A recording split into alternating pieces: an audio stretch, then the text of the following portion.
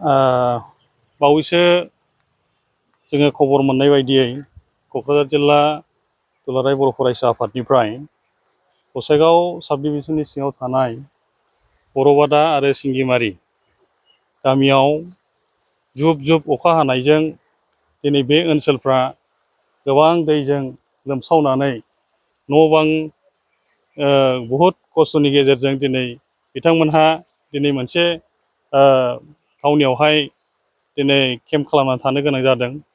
दा बेवहाय दिनै जोङो क'क्राझार जिल्ला दुलाराय बर' फरायसा आफादनिफ्राय बे ओनसोलखौ नायदिंफैनायजों लोगोसे दिनै जोङो जोंनि बिटिआर सरकार आरो दिनै सरकारनिफ्राय जोङो बेखौनो आपिल बा दिनै बे बियाबनि सिङाव थानाय जे एमएलए सार जिरन बसुमतारी बिथाङाबो दिनै बे ओनसोलनि थाखाय दैजों लोमसावनानै खस्थ' भुगिनांनाय रायजो राजाफोरनो जानो थाखाय आदार बुथुमनानै लाबोगासिनो दङ होननानै जोङो खौरां मोननाय जादों।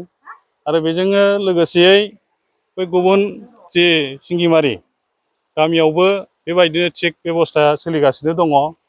दा बेखायनो जोङो दिनैहाय बे ओनसोलनि रायजो राजाफ्रा दिनै गोबां खस्थ'नि गेजेरजों दिनै मोनसे थावनियावहाय दिनैहाय बेबायदि केम्प फाथिनानै थानो गोनां जाबाय।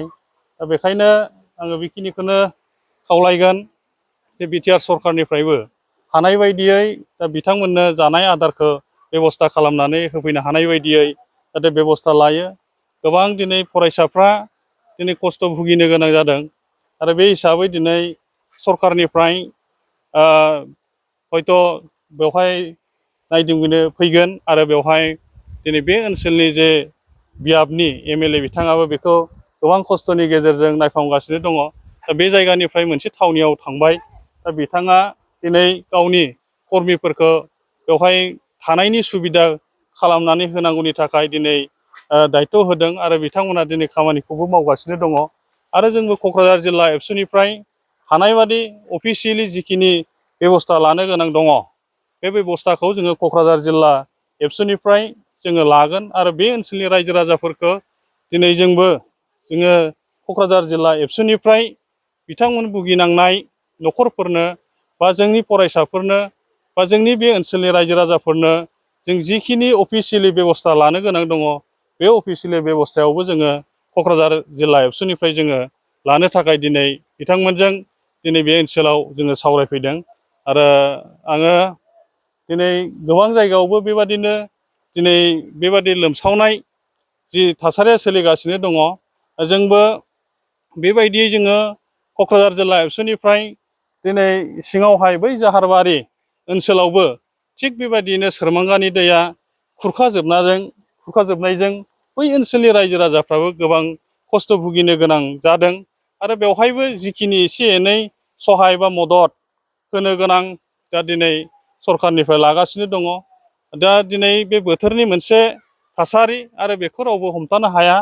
आरो बे हिसाबै जोङो जिखिनि बेबस्था खालामनानै सरकारनिफ्राय खालामनानै होनो हायो जोंबो क'क्राझार जिल्ला एबसुनिफ्राय हाजासे अफिसियेलि खामानिफोरखौ मावनानै बिथांमोना जाहाथे दैबानानिफ्राय एसे आरायग' मोनो जोङो बेनि थाखायनो दिनै बे जायगायाव जोङो खबर लाफैदों। गोजोन्थों।